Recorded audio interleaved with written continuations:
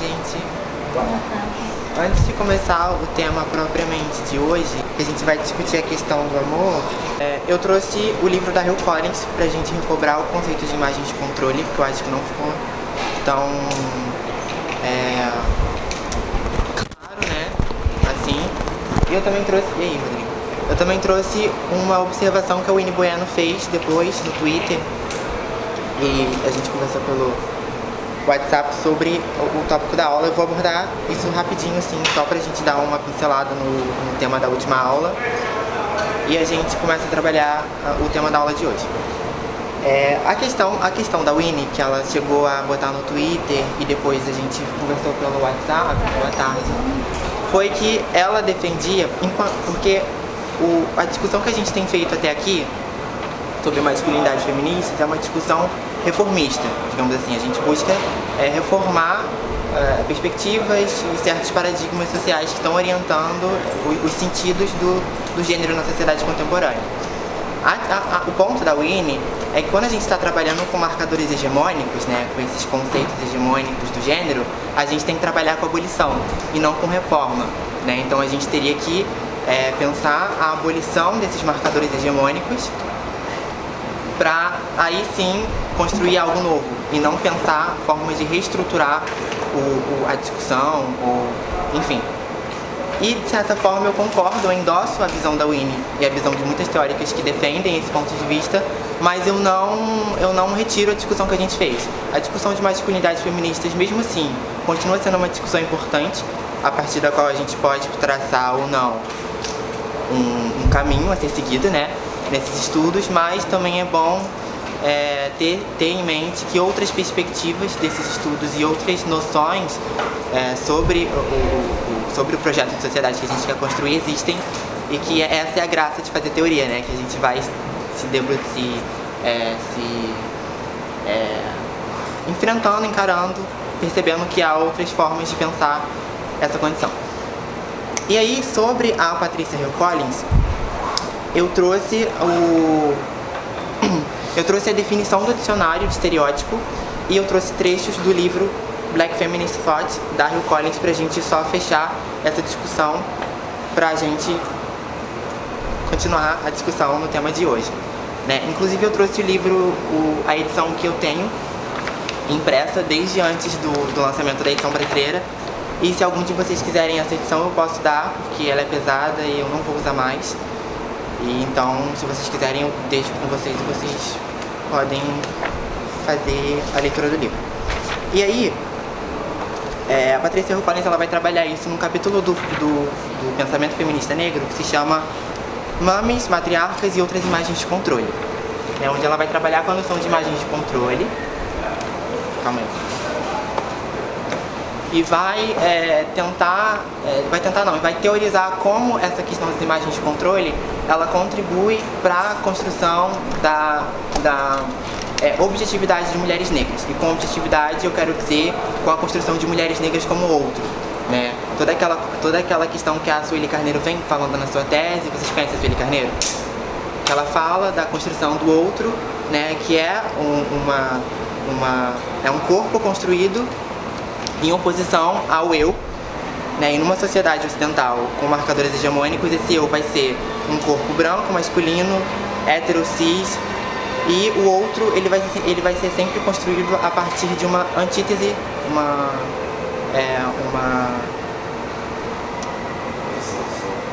uma oposição a esse eu, né? Isso é uma coisa que vai estar muito presente no pensamento da Carneiro e também agora na Hill Collins, né? E aí a definição de estereótipo segundo o dicionário Michaelis, que foi o dicionário que eu achei na internet, vai dizer assim: imagem, ideia que categoriza alguém ou algo com base apenas em falsas generalizações, expectativas e hábitos de julgamento. E aí na definição do Google, quando a gente pesquisa a palavra em definição no Google, o próprio Google vai falar que também vai acrescentar algo como algo pré-construído, uma espécie de pré-conceito sobre isso. E aí, nesse primeiro momento, o estereótipo ele surgiu como uma manifestação física de alguma coisa. E aí eu acho que nesse ponto, antes de ler o que a Hill Collins vai falar no livro, a gente já consegue traçar essa diferença, ao passo que estereótipos e imagens de controle podem trabalhar conjuntamente, só que a imagem de controle ela é o que vai fornecer a justificativa ideológica para a construção de uma manifestação física, que vai ser a questão do estereótipo. Então, as imagens de controle, e aí reforçando o que a gente tratou na última aula, foi pra gente terminar agora, as imagens de controle, elas vão sempre trabalhar na dimensão ideológica dos estereótipos. Então o estereótipo, ele vai emergir como manifestação física de alguma coisa, né? E aí nem sempre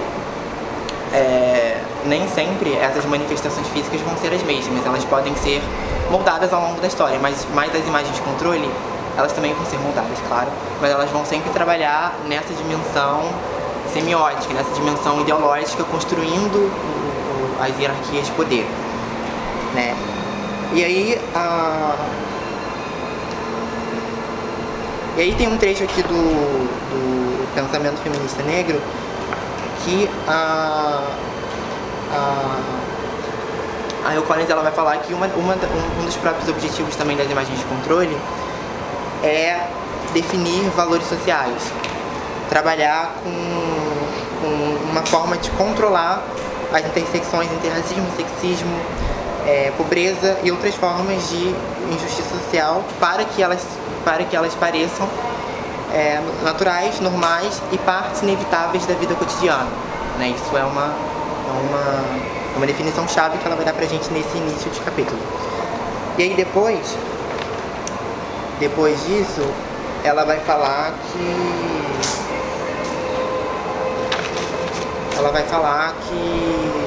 o pensamento binário, eu vou deixar o livro aqui, quem quiser pegar pode levar. E aí ela vai falar que o pensamento binário, e ela vai citar uma autora que se chama Donna Richards, mas assina como Marin Bani, dependendo do contexto, que é a autora de um livro chamado Yorubu, que ela vai analisar a cultura ocidental, etc. E ela vai citar essa autora falando que o pensamento binário, essa questão do eu e do outro, do ser e do objeto, do normal, da mente e do corpo, né? Essa divisão muito presente também na história da filosofia, ela é o que vai, de certa forma, fundamentar ideologicamente e ontologicamente, com certeza, a construção dessas imagens de controle. Então é mais ou menos nesse caminho, nesse sentido que as coisas vão estar operando e trabalhando. Então a gente entra na aula de hoje, né? A aula de hoje é sobre amor. E aí eu separei alguns tópicos pra gente trabalhar, e eu trouxe também alguns livros da Hooks, onde ela vai trabalhar ela vai centralizar a questão do amor e vai trabalhar transversalmente a questão do amor com outras questões como a masculinidade, autoestima, etc. Depois eu passo, porque hoje eu fiz poucas anotações, então eu vou trabalhar muito com o livro. E aí, quando a gente fala de amor, é normal que a gente pense em romance, laços afetivos, em estar junto com alguém, se apaixonar por alguém. Só que isso, no pensamento da Hooks, em outros pensamentos também, no pensamento de outros autores que a própria Bell Hooks vai usar como fundamento para ela escrever o primeiro livro, onde ela centraliza a questão do amor, isso é um equívoco muito grande, porque tem se defendido e tem se estudado desde o final da década de 90 o amor enquanto uma atitude, né? E ela vai falar que o amor ele é visto enquanto um substantivo, mas que ele deveria ser encarado enquanto um verbo, né? Enquanto algo que se faz, enquanto uma atitude, uma ação política, e não propriamente algo que está restrito a uma esfera sentimental, afetiva. É claro que entender as questões românticas, as questões de gostar de alguém é importante para Bell Hooks, mas não é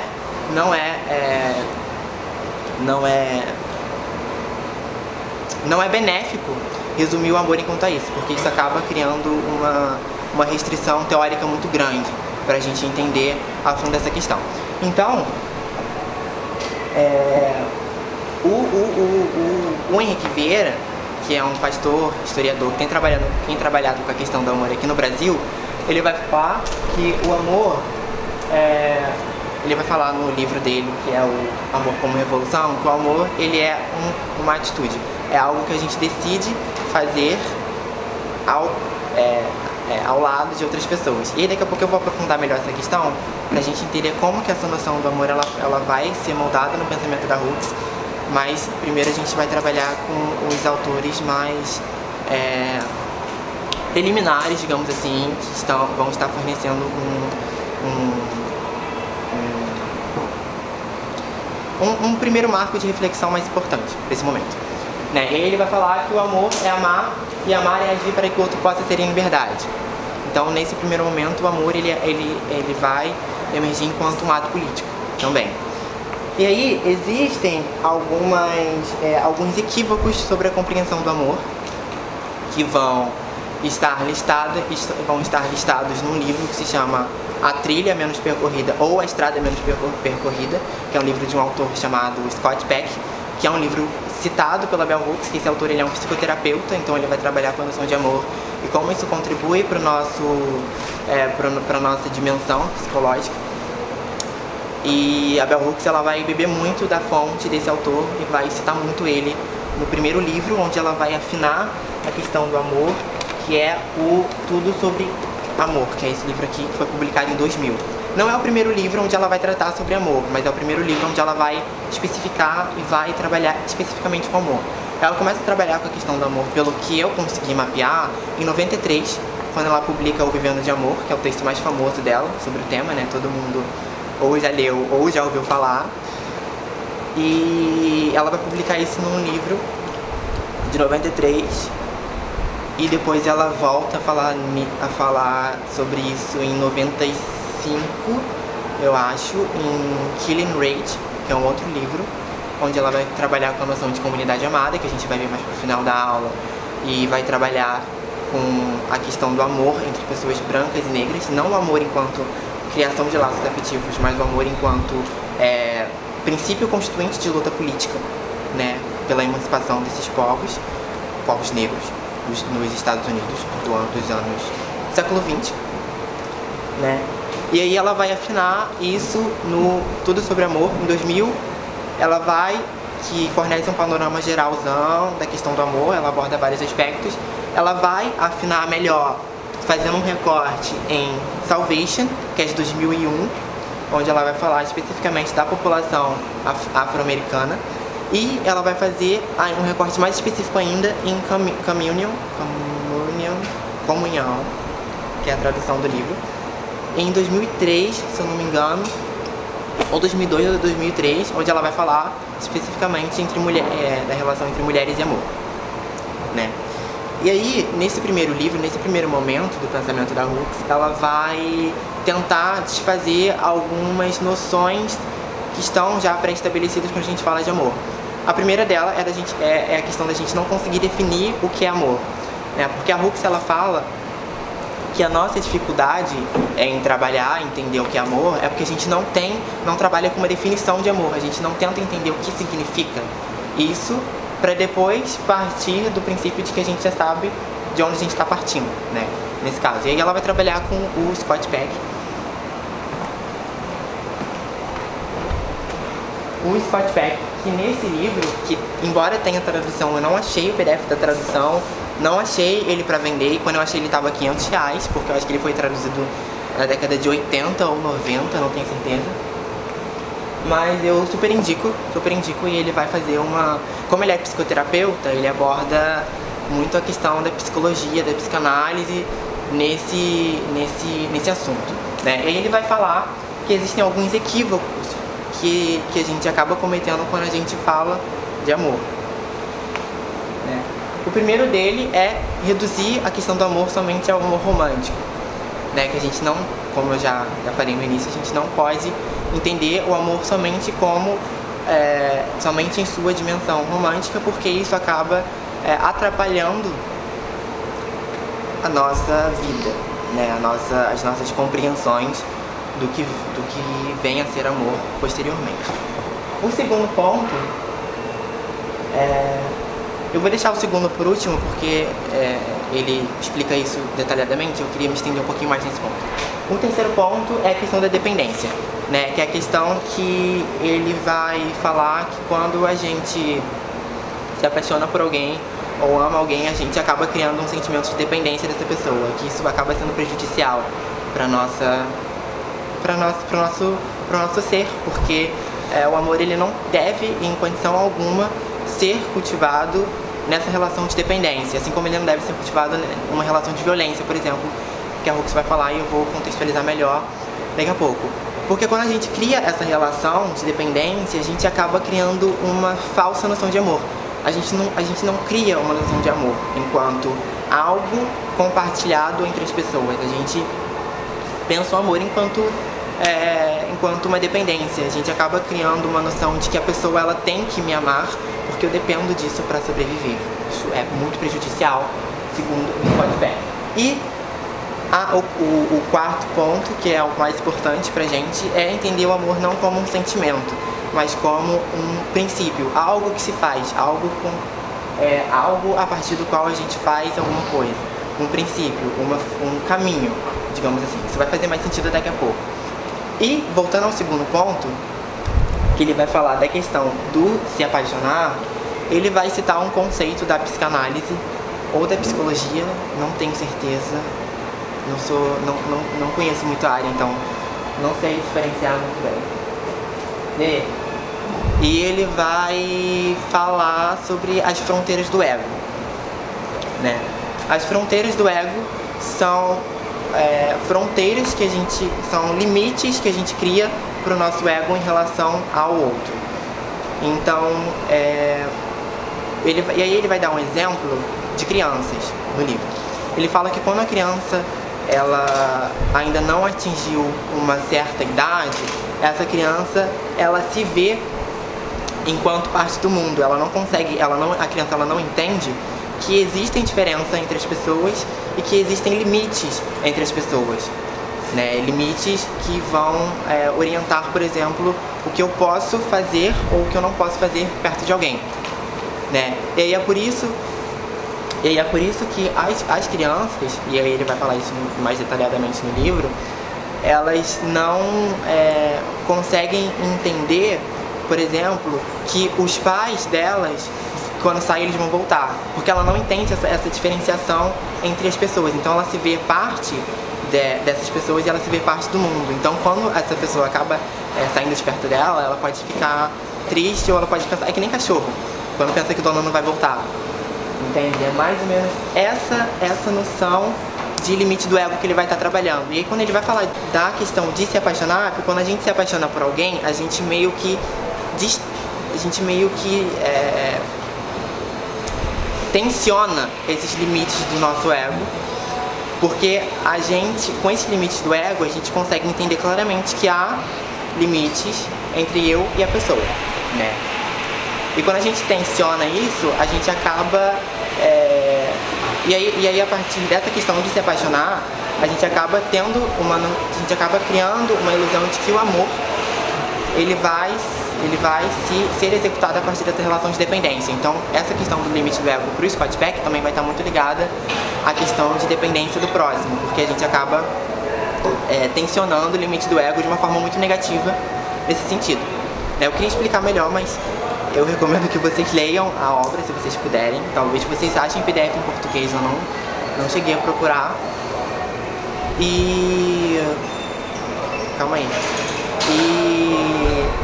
E também ele vai falar que quando a gente precisar desconstruir essa noção de que o amor é sentimento, a gente precisa novamente tensionar o nosso limite do ego, mas tensionar num sentido positivo, de modo que a gente entenda o próximo enquanto uma pessoa de sua responsabilidade ética também, e não somente enquanto alguém que está ali separado pelo meu limite, pela minha fronteira, que é uma vida totalmente alheia à minha. Eu queria aprofundar agora a questão sobre a ética do amor, né? Aprofundar as questões políticas, etc., para a gente entender como que essa noção de ética do amor, como que essa noção de amor, ela vai aparecer no pensamento da Bell Hooks. E aí, primeiro a gente precisa delimitar o nosso contexto. A Bell Hooks, ela está falando a partir de um contexto das sociedades norte-americanas. Então ela está falando especificamente das populações negras afro-americanas, né, dos Estados Unidos, que é o foco de análise dela no Salvation. Mas a questão da ética do amor, ela pode ser facilmente aplicada a outras realidades, de modo que a gente, desde que a gente pense criticamente sobre isso, né? E aí, primeiramente, vale situar o nosso contexto. E aí eu queria introduzir um pouquinho sobre a questão de sociedades de inimizade. Por isso que eu indiquei a leitura do Políticos do Amor e Sociedade do Amanhã, que é onde eu introduzo essa noção do Mbembe, para a gente entender a importância de pensar a ética do amor enquanto um paradigma organizacional de uma nova sociedade. E aí, o que o Mbembe vai dizer, né? Existe um livro do Mbembe, que é o Políticas de Inimizade, que ele tem tradução para o português de Portugal e ele está chegando no Brasil pela N1 Edições. Não sei quando vai ser lançada, a previsão era semestre passado, mas deve sair esse ano, já está lá no site deles como publicações futuras. E aí o Mbembe, que é um filósofo camaronês, ele vai escrever esse livro e aí ele vai tentar investigar quais são os modos de organização da sociedade atual, na verdade, quais foram os modos de organização para que as sociedades elas se tornassem sociedades de inimizade. O que são sociedades de inimizade? Todo mundo aqui conhece a necropolítica de Mbembe? Não? Quem não conhece, levanta a mão, por favor. Então, a necropolítica de Mbembe, ela é um conceito que vai ser moldado a partir do conceito de biopolítica de Foucault. Né? O que significa isso? Na transição do século, eu acho que era do século XVIII para o XIX, eu não lembro se é do século XVII para o XVIII, mas acho que é do XVIII para o XIX, o Foucault ele vai falar que o modo de governar as sociedades, ele se transiciona da soberania, onde você governa os corpos, onde você tem um domínio físico sobre os corpos, para um modo de governar biopolítico, onde você começa a governar populações. E aí que surge o conceito de populações do Foucault, que vai estar se referindo a grupos, não somente a grupos populacionais, mas a grupos que vão estar unidos por uma característica em comum, e que esses grupos, esse conceito de população, ele vai ser um conceito muito importante tanto para a saúde pública quanto para essa área da filosofia que vai analisar as dinâmicas da vida, porque esses grupos eles vão estar na mira do poder, do biopoder do Foucault. O que é o biopoder do Foucault? O biopoder do Foucault é um modo de exercer poder sobre as populações, de modo que você consiga governar as populações pela sua vida. Então, exemplos do biopoder de Foucault, por exemplo, é a saúde pública. Né? A saúde pública ela vai trabalhar com a noção de população para criar políticas públicas, ou no Brasil nem tanto, né? Mas, enfim. E aí esse conceito ele vai ser muito útil para direcionar e para os estados modernos, Foucault vai dizer assim, para os estados modernos estabelecerem poderes sobre a vida, né? E aí na transição do fim do século XVIII para o século XIX ou século XIX para o século XX, é nesse período, e eu vou ficar devendo essa data exata para vocês, vai falar que esse modo de governar sobre a vida do Foucault, ele vai ser deslocado de modo que essa governamentalidade sobre a vida ela passa a ser uma governamentalidade sobre a morte.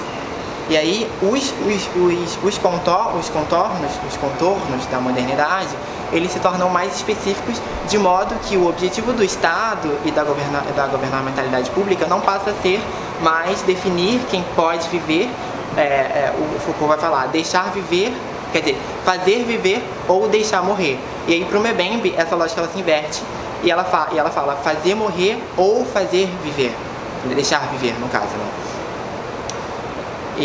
E aí vai ser um modo de governamentalidade que vai estar presente nos estados modernos do século XIX para cá, que vai estar atuando exatamente por esse viés da política, definindo quais grupos populacionais viver e quais grupos vão morrer. E essa morte, ela não é uma morte deixada acontecer, ela é uma morte causada, né? Então, fala-se, quando a gente trabalha com a literatura de necropolítica, fala-se em produções espaciais de morte. Então a gente fala de mortes produzidas pelo Estado. E aí quem vão ser, e aí quais são essas populações que vão estar sendo miradas pela necropolítica? São as populações que são marcadas por aquilo que a Sueli Carneiro chama de signo de morte.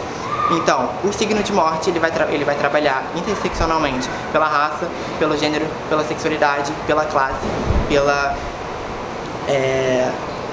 enfim, por outros vários aspectos que vão caracterizar determinadas populações como passíveis de luto ou não, para usar um conceito da Butler. E aí, essas dinâmicas políticas, elas vão funcionar mais ou menos assim. E aí, tendo se criado sociedades que atuam a partir desse modo de governar, essas sociedades vão ser chamadas de sociedades de inimizade, né? Que são sociedades que vão atuar pelo poder necropolítico. Tá tudo ok até aqui? E aí, qual é o ponto central para a nossa discussão que diz respeito às sociedades de inimizade, às políticas de inimizade, né? É que nas sociedades de inimizade, e aí o Mbembe vai falar sobre isso, é que o necropoder, ele vai atuar de modo a orientar as nossas relações sociais. E aí, a partir disso, cria-se dois tipos de relações sociais. As relações sem desejo e as relações de vontade. Eu esqueci o termo na aula passada. Relações de cuidado o termo. Então, eles vão estar trabalhando assim, relações sem desejo e relações de cuidado. O que significa isso? Né? Significa que, a partir dessa construção do outro na sociedade moderna contemporânea, onde a gente vai ter a produção de corpos e de populações marcadas pelos signos de morte, essas construções, elas vão ordenar o tipo de relação que a gente vai criar com as pessoas que vivem conosco. Então, por exemplo, as relações as relações sem desejo são relações que vão atuar a partir de justificativas éticas de violência, por exemplo. O que significa isso? São relações que a gente vai cultivar com as pessoas e a gente não vai encarar a vida das pessoas enquanto vidas passíveis de serem vividas, né? E as relações, e eu vou explicar essa questão da vida já. E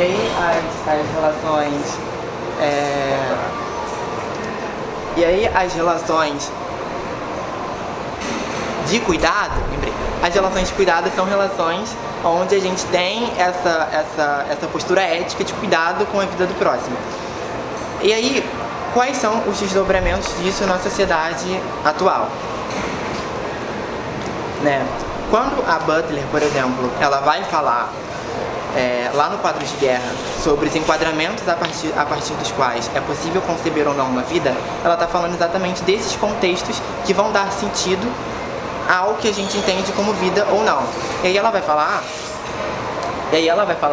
que há contextos a partir dos quais a gente pode conceber uma vida enquanto vida, mas há contextos que constroem essas vidas enquanto não vidas, né? E aí nesse ponto, ela também vai salientar que nem toda vida é uma vida que merece ser vivida. Por mais que a gente reconheça essas pessoas enquanto pessoas que têm uma vida, nem sempre a gente vai ter uma relação de cuidado com essas pessoas. E aí entra uma crítica que a Butler vai fazer ao longo de vários livros, que é a crítica da violência ética. E aí, a partir desse tipo de concepção da vida do próximo, cria-se justificativas éticas para violentar aquela vida. E aí, isso se dá, tô falando muito gay, né? Então, isso se dá a partir de um contexto de inimizade, o qual vai orientar as nossas concepções sobre o que é uma vida e o que não é uma vida. Em termos práticos, né, porque isso às vezes não faz sentido, e por muito tempo não fez sentido pra mim, quando eu estava lendo essa obra. Em termos práticos, isso traduz, por exemplo, o descaso que as grandes massas hegemônicas têm com as populações mais vulneráveis, que consequentemente são as populações mais são as populações negras, né? E aí isso, por exemplo, vai orientar as discussões sobre racismo ambiental, a partir do qual a gente cria uma justificativa ética de violência, de que essas pessoas elas já estão em áreas vulneráveis, então essa vida ela pode ser facilmente ceifada pelo Estado. E aí esse ponto crucial, né, quando a gente não concebe uma vida enquanto vida, é que essas vidas elas não vão ser choradas, elas não vão ser sentidas, e aí elas não vão ser enlutadas, elas não são vidas passíveis de luto. Então essas populações, elas não vão ser populações que estão usufruindo de um status ontológico, né? E aí, quando a gente fala de ontologia, a gente fala de constituição de ser, constituição do que uma pessoa é, assim, para além do físico, né? Elas não vão estar usufruindo de um status ontológico que as humanize. A partir desse contexto, cria-se presunções, preconceitos e justificativas mesmo que tangenciam o genocídio dessas populações. E aí um exemplo que eu até falei com o Augusto hoje, um exemplo claro disso é o Álvaro de Amor de Mãe, né? Vocês estão vendo Amor de Mãe? Ai, gente. Thaís Araújo. Não, o Álvaro, ele é o dono de uma fábrica na novela, né, que o nome é uma fábrica de polímeros, que o nome da fábrica é PWA. E a personagem da matriz, o Álvaro, ele é interpretado por um ator que se chama Irandir Santos, eu acho. Irandir alguma coisa, não lembro o nome dele. E a advogada do Álvaro é interpretada pela Thaís Araújo. E aí tem uma cena, inclusive a cena de ontem, da morte do filho do sócio do Álvaro, é uma cena que super dá pra discutir justificativas éticas, mas eu acho que uma outra cena que também dá pra discutir essa questão da filosofia política é a cena onde a Vitória, que é a personagem da Thaís, e o Álvaro, que é o personagem do Irandir, eles entram num embate, não físico, né, mas eles entram num conflito, assim, e aí a Vitória pergunta alguma coisa pra ele, que eu não lembro o que ela pergunta, que ele responde assim: então o mundo ele vai ser exatamente dividido dessa forma, entre pessoas que podem viver, entre pessoas que têm dinheiro, entre os ricos e os pobres. E aí a fábrica do Álvaro nessa novela é uma fábrica que está poluindo a Baía de Guanabara, por exemplo. Inclusive um dos ativistas da novela é o Vladimir Britia. É Britia, não? Sei o nome dele. Hã?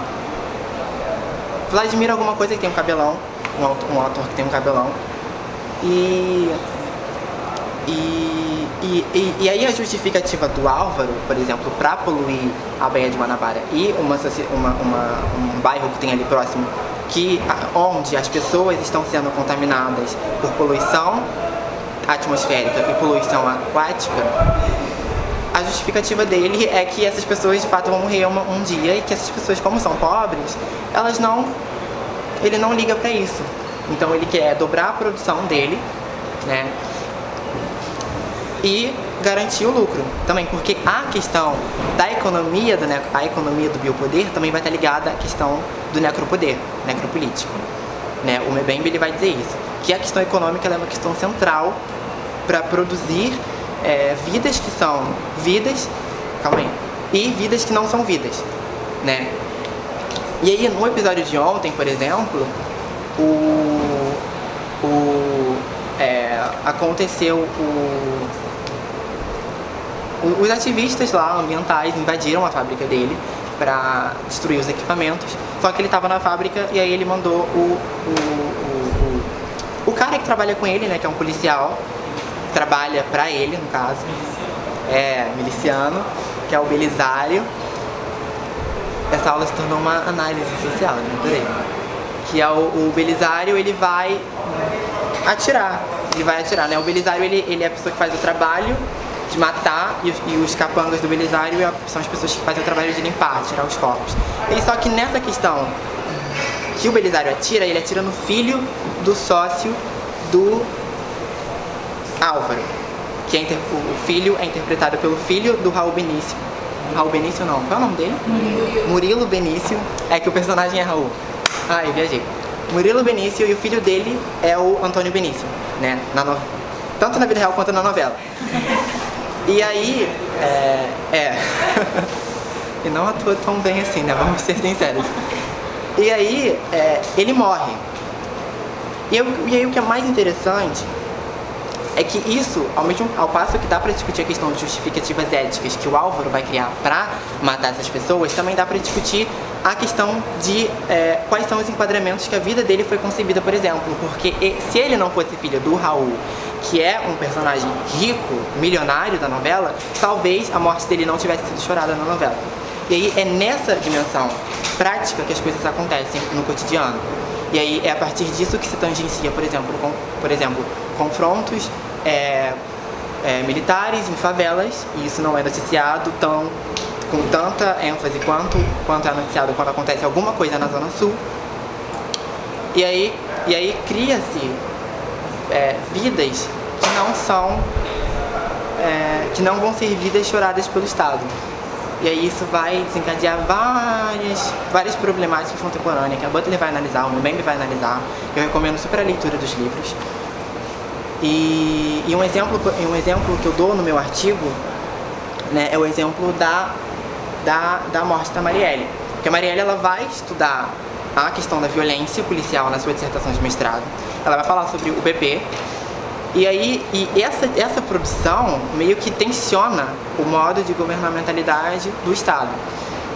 E aí, quem era a Marielle? A Marielle era uma mulher negra que atuava de frente por várias causas ativistas, e isso automaticamente, além de ser mulher negra, ela era bissexual, então a gente tem uma intersecção de signos da morte, né? Que vão fornecer as justificativas éticas necessárias para com que a vida dela fosse tirada sem qualquer descaso do governo. E aí, por mais que a morte de Marielle realmente fosse chorada por pessoas que se importavam por ela e por pessoas que se importam com outras mortes que são causadas, eu falei mortes tiradas, né? Mortes causadas pelo Estado, quando a gente fala dessa questão de mortes choradas, a gente está falando exatamente do tipo de atenção que o Estado, o governo brasileiro, o Estado moderno vai estar dando a isso. Então, o tipo de assistência não vai ser o mesmo para as populações negras, para as populações pobres, do que para as populações brancas. Esse é o enquadramento a partir do qual a gente pode pensar a questão da ética do amor, por exemplo. Nesse sentido, né, na questão dos Estados Unidos tem um estudo que eu acho muito importante, que é um livro que se chama Comunidades Tóxicas, em inglês, de uma autora que se chama Dorceta Taylor, que ela vai analisar exatamente essa questão das comunidades afro-americanas nos Estados Unidos e como elas haviam sido, estavam sendo impactadas pela poluição industrial. No Brasil, eu gosto muito de uma autora que se chama Selene Herculano, é uma professora lá da UF, eu não sei se ela ainda está dando aula na UF. Mas ela fala do racismo ambiental e eu acho que o ponto central dessa discussão que ela vai apontar também é a questão da gente analisar, uma análise social mesmo. E ela vai falar, olha ao seu redor, quando chove, quando alaga, quando cai um morro, quem são as pessoas que estão morrendo?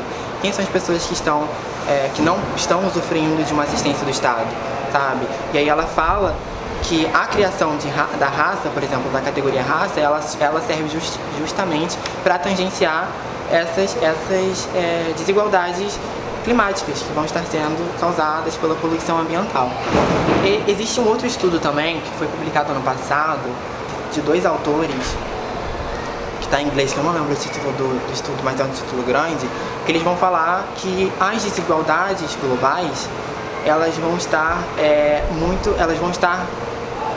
em sua grande maioria sendo causadas quer dizer, elas vão estar recaindo sobre países que têm uma maior concentração demográfica de pessoas negras, ao passo que esses países são os que menos contribuem para a emissão de gases de efeito estufa no planeta. Por exemplo, a relação entre Estados Unidos e África, países africanos, não todos, alguns. E aí esse estudo vai falar que, ao passo que os países que são desenvolvidos emitem mais gases de efeito estufa, eles são os menos prejudicados. E quando são prejudicados, são as parcelas mais pobres que são prejudicadas. Eles vão fazer esse recorte dentro do estudo. E eu posso até mandar depois, mas eu realmente não lembro o nome. É um título grande e não tem em português. Não tem em português. E aí o racismo ambiental, ele acaba sendo uma dinâmica do racismo de Estado, da necropolítica. Acaba tudo trabalhando da mesma forma para contribuir com o que a gente chama de governamentalidade de populações. Eu acho que esse é o centro aqui da discussão. E a partir desse contexto, diga-se de passagem, bem complicado e desmotivante da gente fazer essa análise aqui agora, é que surge a proposta de políticas de conversão, que é um termo que está no pensamento do Cornel West, que, ao meu conhecimento, e eu não afirmo isso certamente, mas é o primeiro autor que eu li que vai tratar da questão da ética do amor antes da Hooks tratar, porque quando a Hooks trata, ela já recobra a questão de políticas de conversão do pensamento dele. E aí, ficou alguma dúvida sobre o panorama que a gente fez? Ficou claro? E aí, a questão de políticas de conversão é exatamente discutir novas formas, novas políticas de converter esse quadro. Então, e aí o Cornel West, no livro Race Matters, que pode ser traduzido como foi traduzido como questão de raça, mas eu não acho tradução dele física. Eu tenho PDF, se vocês quiserem eu mando no grupo, eu vou te colocar no grupo depois. E nesse livro, no primeiro capítulo do livro, ele vai tratar da questão do niilismo na sociedade estadunidense. E ele vai falar que o que causa o niilismo, né, que eu não sei muito bem explicar, mas é algo como um sentimento de que a gente não tem para onde ir, algo mais ou menos assim, é um pessimismo filosófico, digamos assim. Ele vai ser causado pela falta de amor, por essa falta da centralidade do amor. E aí ele vai falar das políticas de conversão enquanto uma saída possível, né, para esse contexto de violência ética. E aí ele fala que essas políticas de conversão elas só vão poder ser concretizadas, realizadas a partir de uma ética do amor. E aí o que é uma ética do amor, né? E aí é quando a gente quando a gente começa a inverter todo esse quadro, esse panorama que a gente fez num exercício de pensar novas possibilidades, pensar saídas que erradiquem todas as formas de violência ética, porque no fundo, mesmo a Hooks, por exemplo, não dialogando com a Butler, porque a obra da Butler foi escrita depois dela publicar, pelo menos se não foi escrita, foi traduzida depois, né? Não lembro o ano. Elas acabam conversando muito, porque ao passo que a Butler ela vai propor um contexto ético um contexto de responsabilidade ética, usando o pensamento do Levinas, isso acaba dialogando muito com a Hooks quando ela fala de ética do amor.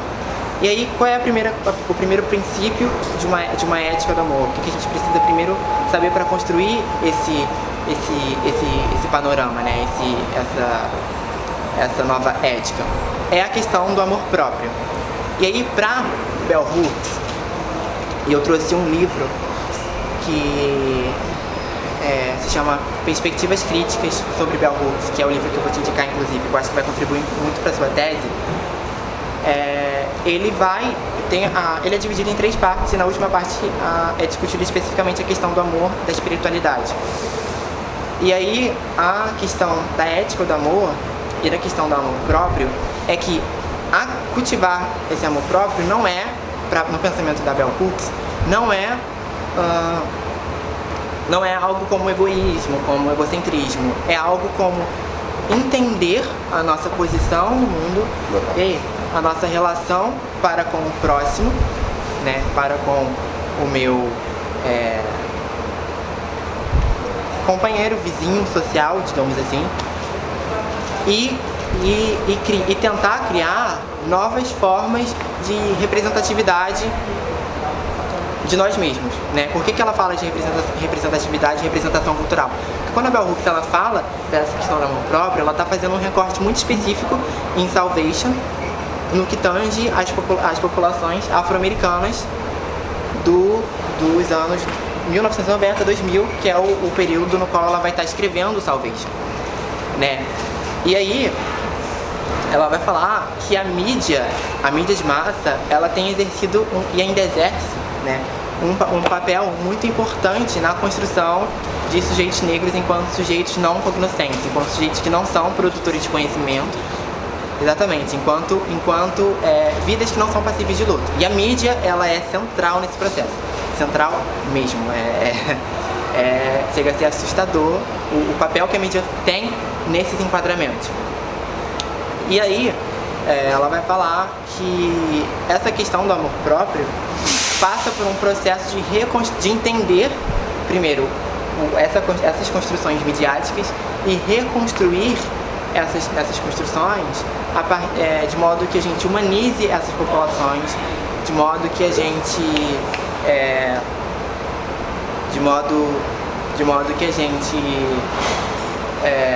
crie novas relações de cuidado, mas não cuidado somente com o próximo, mas consigo mesmo, porque sem a questão do amor próprio, sem a gente entender o nosso local, nosso lugar no mundo e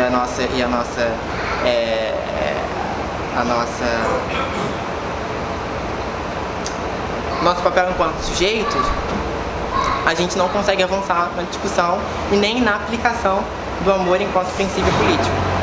Fala. O azul?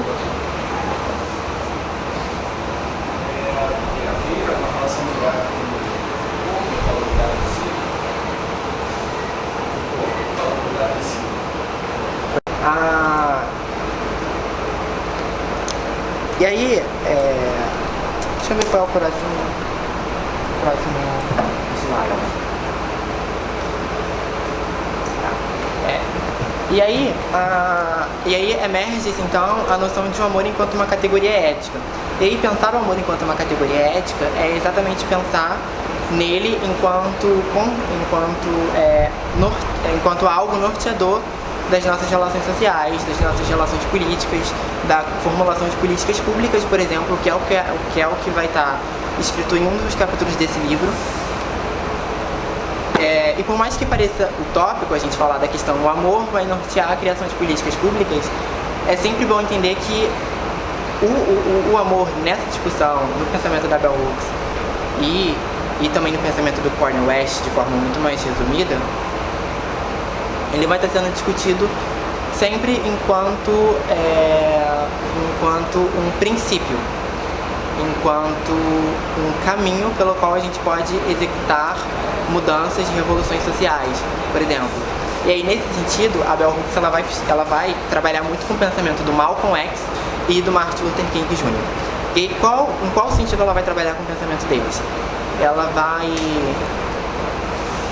Ela vai dizer que o Martin Luther King ele tem uma atuação muito importante na história de movimentos de emancipação do povo negro, mas que ao passo que ele tem uma história muito importante onde ele cultiva essa ética da vizinhança, essa ética de construção de uma relação de cuidado com o meu vizinho, meu inimigo, né, como ele vai dizer, ame os seus inimigos, ele não fala de amor próprio. Então é meio que a tese do Luther King, ela parte do meio do caminho. Ele não faz todo esse trabalho inicial, e aí isso vai estar especificado no artigo que eu mandei no grupo, que eu vou te mandar depois, que é o artigo que eu publiquei no ano passado com o professor Anderson Flor, lá da UNB. E aí ele vai fazer esse trabalho, e aí a Bell Hooks vai fazer esse trabalho de recobrar o pensamento dele para pensar como era importante ele ter trabalhado com a noção do amor próprio, porque isso poderia elucidar muitas questões no que tange a questão de amar ao próximo, porque a gente só pode cultivar essa relação de cuidado com o próximo quando a gente cultiva a relação de cuidado consigo mesmo. E aí tem essa relação de interdependência, né, digamos assim, que vai ser criada a partir disso. E aí a Hooks, por exemplo, vai elencar a morte de Luther King enquanto uma consequência do ativismo dele. Porque falar sobre amor e falar sobre reestruturação de paradigmas sociais é você automaticamente discutir a abolição como ela vai dizer, de perspectivas e pensamentos patriarcais. Né? Porque uma vez que o sistema patriarcal ele é baseado numa cultura de dominação, ele não pode ser pensado nessa perspectiva da reforma. E aí a crítica da Winnie Bueno que eu fiz no início, ela faz sentido nesse sentido. Ela faz sentido nesse ponto, né? Porque a gente não pode pensar em reformar esse sistema se a gente não pensar em alternativas ou substitutos para essa cultura de dominação. Porque amor e dominação não pode coexistir. Porque quando o amor e dominação coexistem, aí a Hooks vai voltar para a psicanálise, ela vai trabalhar com outro conceito, que é o conceito de disfuncionalidade. Ela vai falar que cria-se uma relação cria-se relações disfuncionais, porque acaba se criando justificativas éticas de violência em prol do amor. Como assim? E isso ela vai usar o exemplo da família dela, né? Ela vai usar o exemplo da família dela aqui no primeiro livro sobre amor. E ela vai falar que a questão da agressão do pai dela com ela e com o irmão dela, etc. E ao mesmo passo que o pai dela ou a mãe dela diziam que isso era para o bem dela, que eles estavam fazendo isso porque eles a amavam, cria uma relação disfuncional. E aí isso na esfera prática não é muito difícil de ser observado, né? E aí, a partir dessa relação disfuncional, a gente acaba caindo de volta no início da discussão, que a gente não entende o que é o amor, porque a gente acaba relacionando o amor enquanto algo que pode coexistir com relações de dominação, com relações de inimizade, e aí a gente fica sem uma clareza, ela vai usar esse termo. Então, primeiro ponto para a gente discutir isso é clareza. Definir o que o amor é. E aí,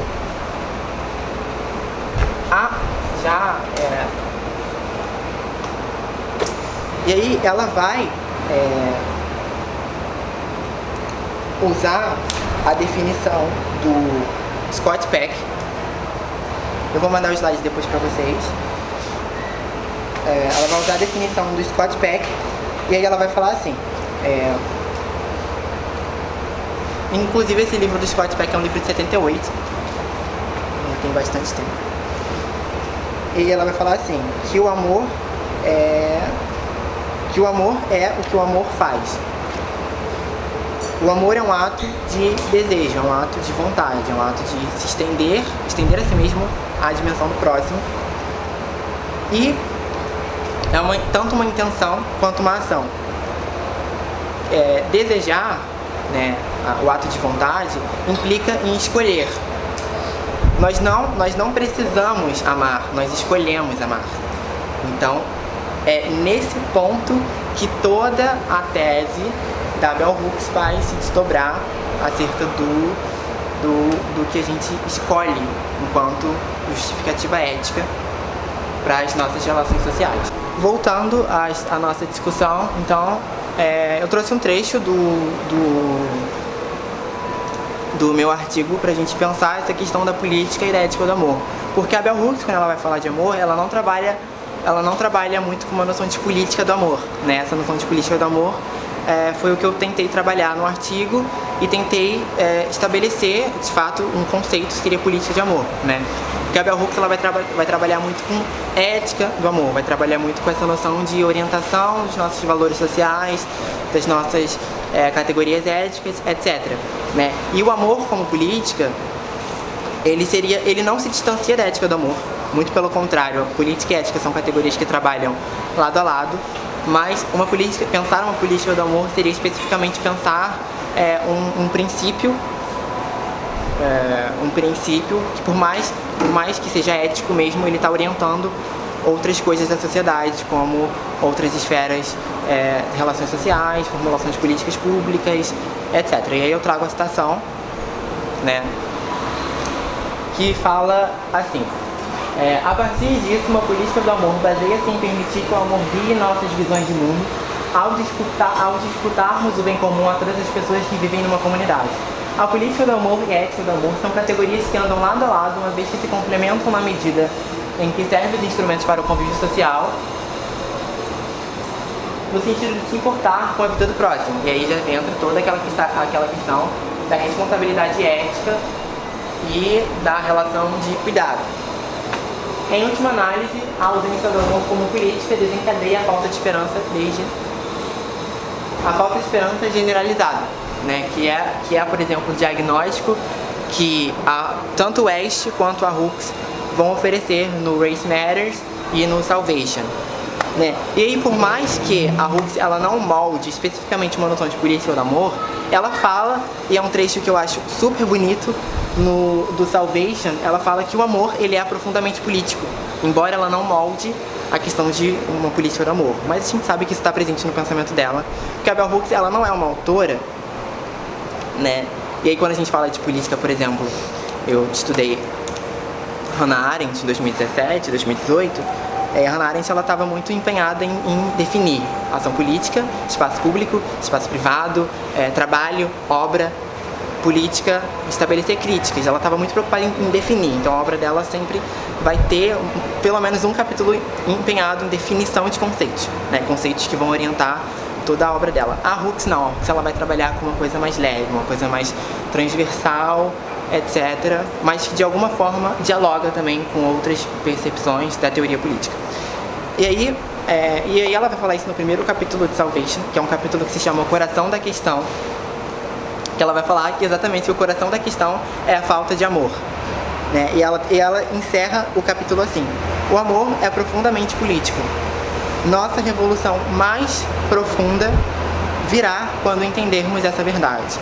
Apenas o amor pode nos dar força para seguir em meio à miséria e à desilusão. Apenas o amor pode nos dar o poder de reconciliar, redimir e o poder de renovar nossos espíritos cansados e as almas perdidas, e salvar as almas perdidas, né? O poder transformador do amor é a fundação de toda mudança social. Isso é centro do pensamento dela. O poder transformador do amor é a fundação de toda mudança social significativa. Sem amor, nossas vidas não têm sentido. O amor é o coração da questão. Quando tudo mais se for, o amor sustenta. Eu acho que esse trecho é um trecho, assim, perfeito da obra dela. Inclusive é o trecho que eu mais mando no nosso grupo. Porque é exatamente nesse trecho que está sintetizado, de alguma forma, toda a compreensão política e ética do que é o amor para Bell Hooks, né? E aí, a partir daqui, a gente já começa a falar... Deixa eu ver se tem mais alguma coisa. A gente já começa a falar de disputar novos imaginários sociais. E aí eu vou voltar lá na crítica que a Bell Hooks vai estabelecer ao Malcolm X e ao Luther King, porque eu falei do Luther King, mas eu não falei do Malcolm X, né? E aí a crítica da Hooks ao Malcolm X é que ele falha muito em tentar criar uma mudança social significativa através de qualquer meio necessário, né? Então o discurso dele vai ser um discurso que vai se distanciar do Luther King, de modo que ele vai encarar a violência enquanto um meio possível para se alcançar o que o protesto negro da época almejava, né? E não que a violência não seja uma forma de alcançar a revolução, porque a gente vai ver que a história da filosofia política vai estudar isso.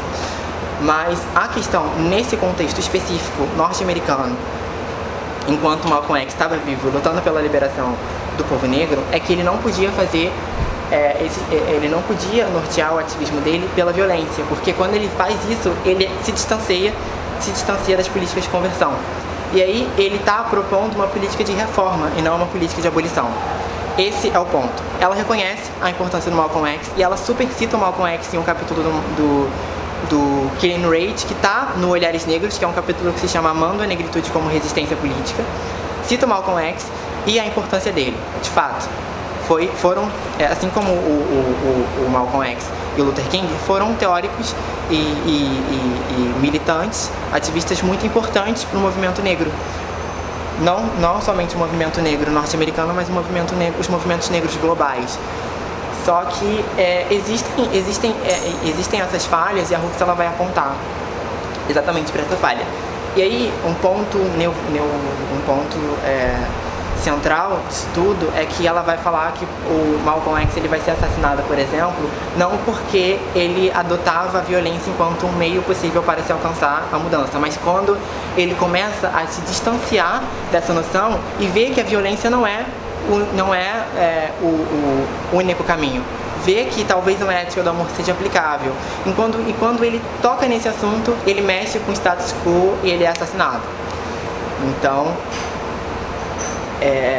Então, isso é uma coisa que a própria Hooks fala, que eles poderiam ter muito bem desenvolvido essa questão na obra, tanto o Luther King quanto o Malcolm, se eles estivessem vivos, se eles estivessem vividos no caso.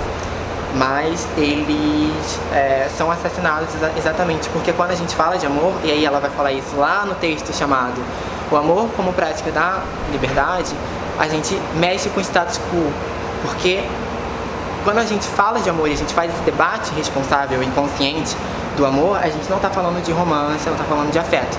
E quando a gente sai dessa esfera, aí sim essa discussão representa uma ameaça em termos de tensionamento de status quo, né, de hegemonia cultural, porque falar de amor no pensamento da Hooks é necessariamente trabalhar com a noção de revolução social, mudanças sociais. E esse é o ponto do pensamento dela, e é a partir dessa compreensão que a gente tem que partir para as nossas reflexões. Fala. Eu não entendi exatamente por que a defesa da violência seria reformista. Porque a Hooks, quando ela vai criticar o sistema patriarcal, antes dela estabelecer crítica, né, ou, na verdade, junto com a crítica, ela vai tentar definir o tempo todo o que é patriarcado. E aí ela vai falar que o patriarcado ele é um sistema que se baseia nessa lógica de dominação e violência. E se baseando nessa lógica de dominação e violência, quando a gente adota um discurso, e discurso não somente do discurso falado, de que a violência é o único meio para se atingir a mudança social, e não necessariamente essa é a problemática, mas a problemática é encarar a violência enquanto o único meio de atingir um novo paradigma social. A gente não fala de novos paradigmas, porque uma vez que o patriarcado também age com a violência, a gente está substituindo um sistema pelo outro. Então é meio que uma reforma desse sistema, entende? Por mais que e aí eu não vou me aprofundar no Malcolm porque não é um autor que eu leio, por mais que ele falasse ou não sobre a questão da dominação masculina, ele fazia isso pela violência. Então ele não desloca essa compreensão da violência, ele apenas substitui. E aí uma coisa, e aí agora que eu estou folheando aqui o livro para eu ler uns trechos, uma coisa que pode ficar esvaziado é a questão de práticas do amor, né? Porque pensar práticas do amor é algo muito difícil. Parece ser utópico até. E aí, antes disso, e ela reconhece isso, autores que estudam a Hooks reconhecem isso. E aí ela vai falar que as nossas relações, né, uma vez que ela vai definir o amor enquanto uma combinação de alguns ingredientes, uma mistura de alguns ingredientes, ela fala que... e quais são esses ingredientes, né? Cuidado, afeto, reconhecimento, respeito, comunhão, confiança, honestidade, comunicação aberta, comunicação honesta, né? Então, pensar práticas do amor é pensar pequenas atitudes do dia a dia que sejam norteadas por esses princípios. E aí, por exemplo, a gente pensa como que isso pode tensionar o status quo, por exemplo. E aí é um ponto que vai ser tocado aqui em algum desses capítulos, é que a formulação de políticas públicas, quando orientada pela ética do amor, ela vai ser necessariamente uma política pública que visa bem comum. A noção de bem comum ela é muito discutida na teoria política, né? E por mais que a noção de bem comum seja muito presente no pensamento ocidental, a gente sabe que esse bem comum ele é dado em certos enquadramentos, não em todos os enquadramentos. E a política do amor e o amor enquanto categoria ética permite essa formulação do bem comum como um bem comum para realmente todos. E esse é um ponto importante também.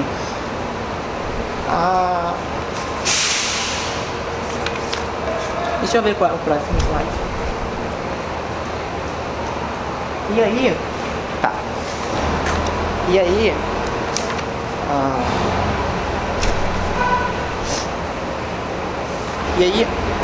uma das coisas que não podem faltar. Vocês não querem chegar pra frente, não? Não, né? Tá bom. Uma coisa que não pode faltar nessa formulação das categorias éticas do amor é a questão da teoria. A gente precisa ter uma teoria orientando as nossas perspectivas. Porque a teoria, e aí quando a gente pensa teoria, a gente pensa algo muito acadêmico, algo muito distante da nossa realidade, só que a teoria, às vezes, ela pode estar lado a lado com os nossos princípios e tem que estar lado a lado com a nossa prática, porque para Hooks, se a nossa teoria do amor, a nossa teoria da comunidade amada não andar ao lado da nossa prática e a nossa prática ética de convivência para com os próximos, de nada adianta você ter uma teoria linda se você não faz nada para o bem comum da sociedade. E aí, nesse sentido, uma autora chamada Nancy, alguma coisa que eu não sei pronunciar o sobrenome dela, ela vai trabalhar com essa noção da ética do amor da Bell Hooks enquanto uma noção de interdependência revolucionária. E aí ela vai relacionar toda essa questão da Bell Hooks com a questão da teologia feminista de liberação. E aí, por que essa relação ela pode ser importante nesse sentido? Então, quando a gente fala de teologia feminista de liberação, essa autora ela vai estar reivindicando uma teologia de convivência para com o próximo. É a mesma coisa que o Luther King falava lá no Força para Amar, que é uma coletânea dele, né, de convivendo dessa questão de cultivar a comunidade, de conviver com o vizinho, o meu próximo, né, dentro da sociedade.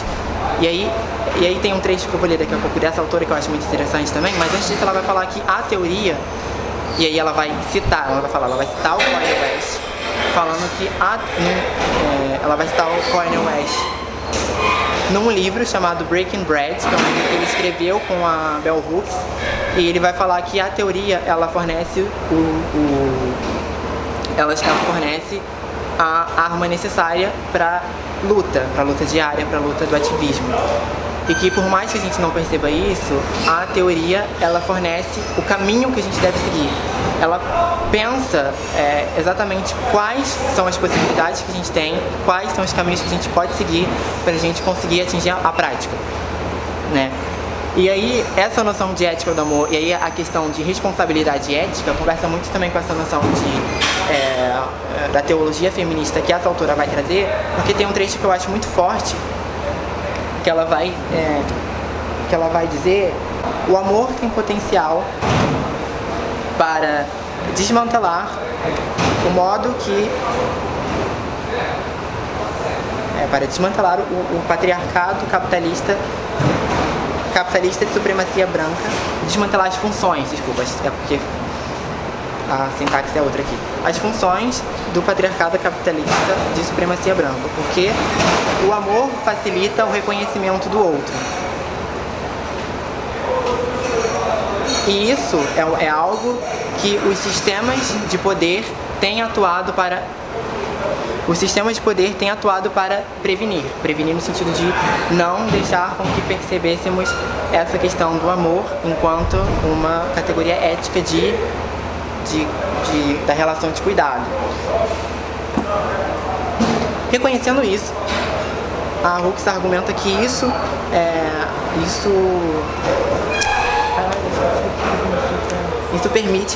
permite um certo tipo de conexão, um certo tipo de negociação que parece desmantelar, parece romper com a possibilidade de dominação. Então a questão da dominação ela vai aparecer novamente enquanto algo a ser combatido nessas novas relações éticas. E aí a questão da teologia,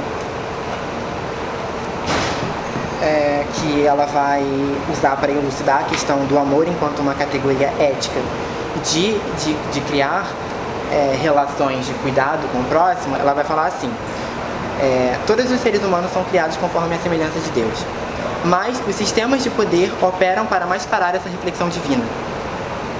Eles tentam prevenir com que reconheçamos Deus nos nossos próximos, porque se fizermos isso, então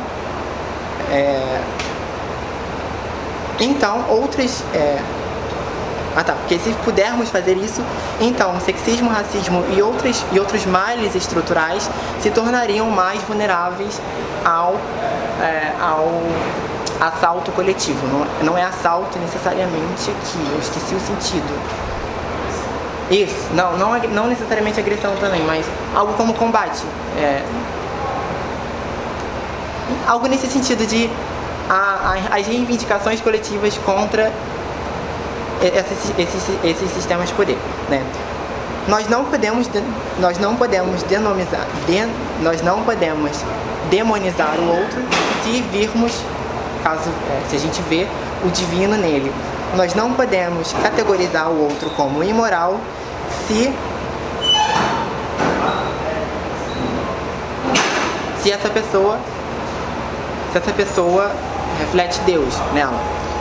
Uma teologia que me permite reconhecer o outro como o meu vizinho, o meu próximo, alguém com o qual eu convivo, alguém sobre quem eu tenho responsabilidade perante a Deus, é uma teologia que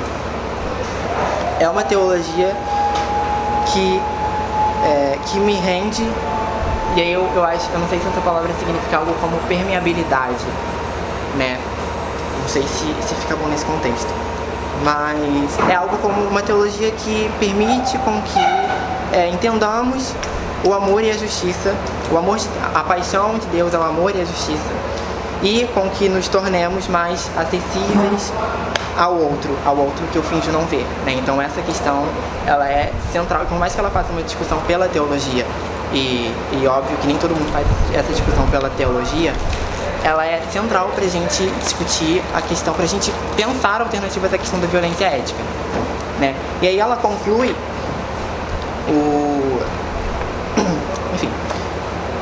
E aí, isso vai estar... E caso não tenha ficado claro também, eu já estou terminando, caso não tenha ficado claro, a questão da ética do amor, essa luta pela ética do amor é uma luta anticapitalista também, anticapitalista e antirracista. A noção de comunidade amada, que a gente vai ver logo agora, Luther King, ela tem que ser uma noção moldada a partir de uma perspectiva anticapitalista e antirracista. Porque, por mais que a gente... porque a gente... Primeiro, porque a gente não está pensando um sistema reformado, né? Como ela vai fazer a crítica. E também porque a questão de uma comunidade amada antirracista é essencial. E uma comunidade amada antirracista não é uma comunidade amada na qual não haja diferenças raciais, mas tem que ser construída a partir da questão da solidariedade racial, a questão da convivência entre as pessoas dentro dessa sociedade. E isso não implica na inexistência de conflitos, de forma alguma, mas isso implica numa estrutura dessa comunidade que necessariamente precisa ser antirracista, né? E aí ela vai falar isso citando o Luther King, etc. E eu trouxe um trecho, né, que a gente vai falar sobre essa noção de comunidade, que é o seguinte trecho, que também é um trecho do artigo, do meu artigo com o professor Anderson. O fato é que essa noção de comunidade não existe em sociedade de unidade. O poder necropolítico jamais seria admitido na sociedade do amanhã. Porque a sociedade do amanhã é uma categoria conceitual que a gente cria como uma alternativa às sociedades necropolíticas, né? A gente vai... a gente não está preocupado em cunhar conceitos. mas dar nome ao que a gente pensa, porque sem dar nome, como eu falei na aula passada, a gente não consegue nem seguir, né? Afinal, as vidas possuiriam um valor imprescindível, imprescritível e central, sendo a condição para que a prática do amor se exercesse, não seria possível conciliar o desejo e a necessidade de viver em comunidade como política de morte. Nesse sentido, para a construção de sociedades do amanhã, precisamos necessariamente deslocar nossas compreensões ontológicas existenciais. Deslocar compreensões ontológicas existenciais é necessariamente se afastar das categorias de violência ética. Quando a gente fala de compreensões ontológicas existenciais, a gente fala de concepções de vida. Então é exatamente distanciado dos enquadramentos que a Butler está falando de violência ética. E aí, quando a gente fala dessas comunidades do amor, a gente começa já a falar, comunidades amadas, desculpa, a gente começa já a falar de novos paradigmas, falar de sociedade do amanhã. Porque discutir a questão do amor é exatamente discutir uma nova forma de organização social, novas formas, novos mundos, né? E existem outros debates que discutam isso. Eu acho que todos os debates, eles combinam e a gente vai ver que eles realmente combinam daqui a pouco. Mas, por exemplo, existe a discussão sobre bem viver, que tem sido feita por filósofos latino-americanos, principalmente o Alberto Acosta. É um filósofo, ele não é filósofo, ele é economista. É um autor que fala muito bem sobre bem viver, essa construção de novos mundos possíveis, deslocar essa noção do desenvolvimento capitalista que tem super prejudicado as relações humanas e as relações entre humanidade e natureza, por mais que não seja algo importante, né? Porque a gente está vendo aí que a coisa está ficando feia, que o atual quadro de desenvolvimento capitalista e econômico, parece uma redundância, né? O atual quadro de desenvolvimento capitalista está levando o planeta numa rota que não tem volta, e é exatamente aí que se centra a discussão sobre bem viver, né? E é exatamente nesse ponto de imaginar novos mundos que essas discussões se encontram. Então, esse ponto é um ponto muito importante. E aí, só para a gente finalizar, essa coisa dessas discussões pode parecer algo muito utópico, né? Repito, só que não necessariamente é algo utópico, porque aqui está não necessariamente é algo utópico, porque fundar uma utopia não necessariamente significa mirar o impossível, né? Se a gente entender essa utopia enquanto um princípio que pode organizar os nossos objetivos enquanto sociedade, a gente consegue trabalhar muito melhor com os nossos objetivos, né? Enquanto pessoas que estão pensando numa teoria de um novo amanhã. E aí o Felwine Sarr, que é o autor desse livro Afrotopia, que tem tradução, ele vai falar assim: fundar uma utopia não é de modo algum se entregar a um doce devaneio, mas pensar espaços do real e configurações do amanhã, ele vai usar esse termo, configurações do amanhã, a serem alcançados por meio do pensamento e da ação. É discernir seus sinais e seus germes no tempo presente, a fim de fomentá-las. Então, pensar uma utopia é pensar novas formas de se conviver em sociedade, novas formas que não sejam de fato orientadas por justificativas éticas de violência para com o próximo. E aí, a Katie Glass, que é uma autora que tem um artigo aqui nesse livro que eu vou passar daqui a pouco, porque eu estou trabalhando com ele, ela vai encerrar o capítulo dela de uma forma muito, muito concisa, e que eu acho que super organiza o que a gente está trabalhando aqui. Ela vai falar assim,